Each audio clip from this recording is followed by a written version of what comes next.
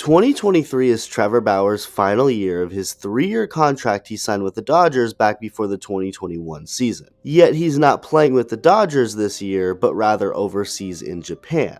Why is this?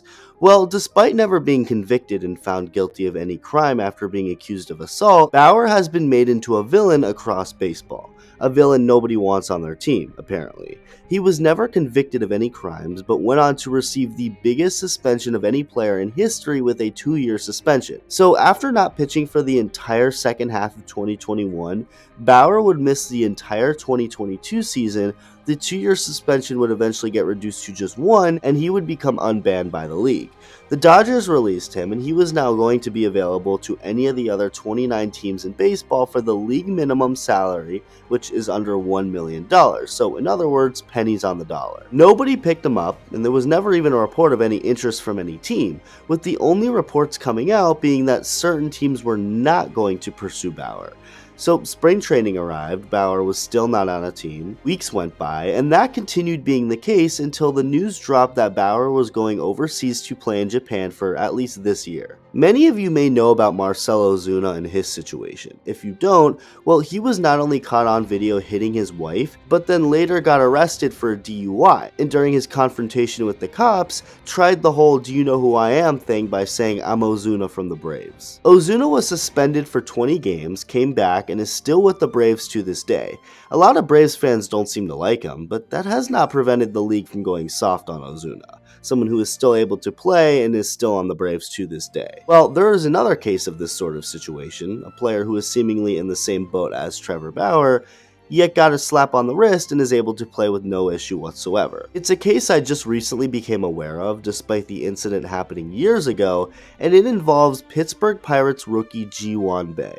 Really quick, but if you enjoy the content, become part of the 30% of viewers who are subscribed to the channel. Thank you. Here are the details. In May of 2018, so almost 5 years ago, Ji-hwan Bae, who was a teenager at the time, was accused of slapping, choking, and kicking his ex-girlfriend months prior on New Year's Eve 2017. Unlike Trevor Bauer, Bae was actually convicted and found guilty of a crime.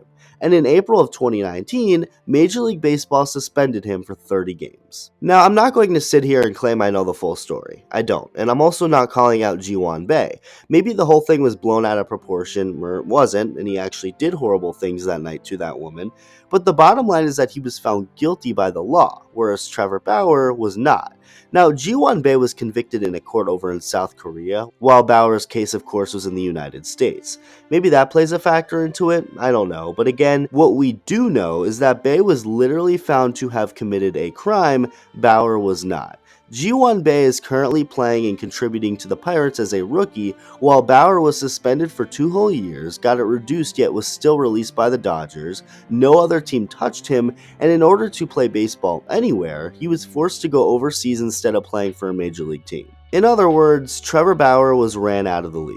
Ji-hwan Bae and Trevor Bauer are completely different people. Bauer is of course way more outspoken and critical of things he doesn't believe in, including the commissioner of baseball, Rob Manfred. The two never had a good relationship, and that's something many figure has to do with why Bauer got such harsh punishments compared to other players. So again, I'm not saying Ji-hwan Bae doesn't deserve to play. He is a fun rookie with a lot of potential on a fun Pirates team with a lot of potential, but I'm just questioning the consistency here. If a player is convicted of a crime, you would think that person would get harsher punishments by the league rather than someone who was not convicted, yet that's literally the opposite case here with Bauer and Bae. Why is that? Well, I don't know. None of us really know, at least for right now, as we can only speculate. Let me know what you think. Thank you for watching, and I'll see you in the next video.